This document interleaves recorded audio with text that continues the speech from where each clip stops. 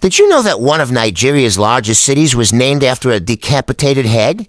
This is the story of Ogbomoso, a city born from the bravery of a hunter and a deal with an emperor. In the mid-1600s, a legendary hunter named Ogunlolo wandered the thick forests of the Oyo Empire. He settled under a massive Ajigban tree, a spot that would eventually become the heart of a kingdom. But he wasn't alone, for other hunters were scattered in the bush nearby. Instead of fighting for territory, Ogunlolo did something smart. He organized them. They formed the Olango Society, an elite group of guardians dedicated to protecting their families from wild beasts and slave raiders. While Ogunlolo was building his camp, the capital of the Oyo Empire was in chaos. A terrifying warrior named Alamoso was laying waste to the land. He was so feared that even the Olafin's greatest generals couldn't stop him. Legend says Ogunlolo was actually in an Oyo prison at the time for a minor offense. Seeing an opportunity for freedom, he made the Olafin a bold offer. "Release me, and I will bring you Alamoso's head." The Olafin laughed, but he had nothing to lose. He gave the hunter a chance. Ogunlolo didn't use an army. He used his hunter's instincts. He tracked Alamoso to his camp, waited for the perfect moment of darkness, and with one swift strike he did the impossible. He marched back to the palace, not with excuses, but with a trophy. He presented the severed head of the giant to the king. The people began to whisper, "Ogbori. Alamoso, the one who carries the head of Alamoso." The Olafin was so impressed he begged Ogunlolo to stay in the capital as a high-ranking chief. But Ogunlolo missed his Ajigban tree. He replied in Yoruba, "Ijkiyama seo hun," which basically means, "Let us stay over there." From that phrase, seo hun, came the title of the king, the sound of Ogbomoso. And from Ogbori Alamoso, the settlement got its name. Ogbomoso wasn't just a camp for long. During the 19th century wars, it became a walled city, a sanctuary for refugees from over 140 villages. It was never conquered. Today, it stands as a land of valiant people, the home of the brave, the home of the sound, and for over 300 years, the home of Alagba.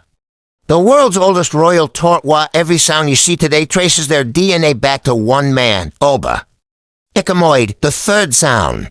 He had 5 sons, and those sons became the 5 ruling houses of Ogbomoso: Asterisk, Toyage, Alawusi, Bayuan, Balanta, and Odinaro. To this day, the throne rotates between these families. It is a system of balance, ensuring that no single branch of the family holds power forever. But the sounds weren't just sitting in palaces. There were generals. Take Sound Toyage Akani. He wasn't just the king of Ogbomoso. He was the Aranaka Kanfo, the supreme military commander of the entire Yoruba nation. Under his watch, Ogbomoso became a fortress. While other cities fell to the Fulani jihads of the 1800s, Ogbomoso stood firm. It became a refugee city, opening its gates to people from over 140 fallen villages. This is why Ogbomoso is so large today. It was the shield of Yoruba land. Enter Oba Jimo Oiwanmi, a Jagungbade III. He reigned for a staggering 48 years.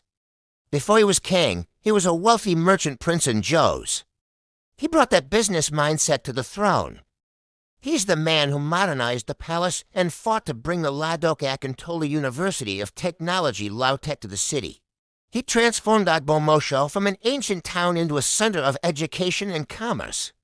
Today, a new chapter is being written. In 2023, Oba Gandhi Afolabi Olawi ascended the throne. His story sounds like a movie. He was a high-profile pastor in the Redeemed Christian Church of God in the USA. He swapped the pulpit for the palace, bringing a 25-year development plan to turn Ogbomoso into a global economic hub.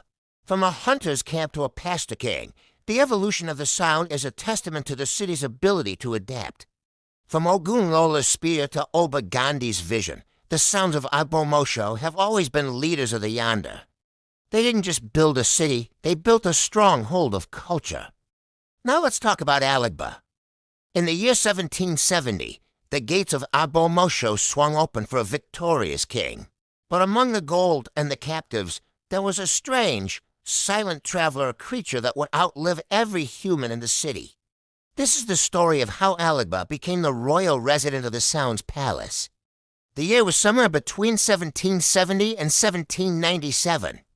The third son of Ogbomoso, Oba Izinokamoid, was returning from a successful military expedition.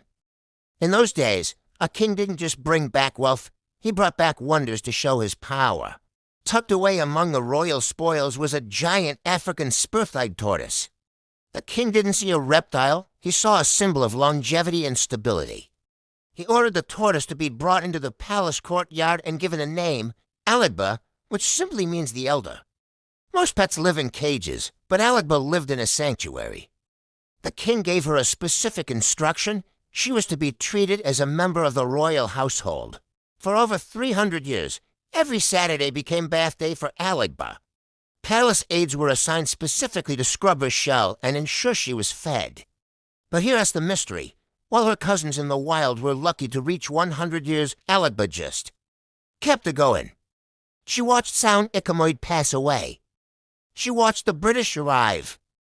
She watched Nigeria gain independence. Through it all, she never left the palace grounds. By the time the 20th century arrived, Alagba was no longer just a pet. She was a celebrity. The late Sound, Ogbomoso Oiwanmi, used his own personal funds to ensure she had the best medical care, even bringing in specialized veterinarians. Tourists from London, New York, and Lagos would line up just to see the immortal one. People started to believe that Alagba wasn't just an animal, she was the spirit of the city itself. Alagba breathed her last in October 2019, reportedly at the age of 344. She was brought into the palace as a trophy of war, but she died as the grandmother of Ogbomoso. Today, her remains are preserved in a glass case in the palace, waiting for the next generation to hear the story of the tortoise that lived forever. So do you believe Alagba really lived for 344 years? Or was she a symbol that transcended time itself? Whatever the case, the Sound dynasty remains one of the most resilient lineages in Nigeria. If you enjoyed this dive into Ogbomoso's history, hit the subscribe button and let us know in the comments which part of the story shocked you the most, the decapitation of the giant or the tortoise that outlived 20 kings.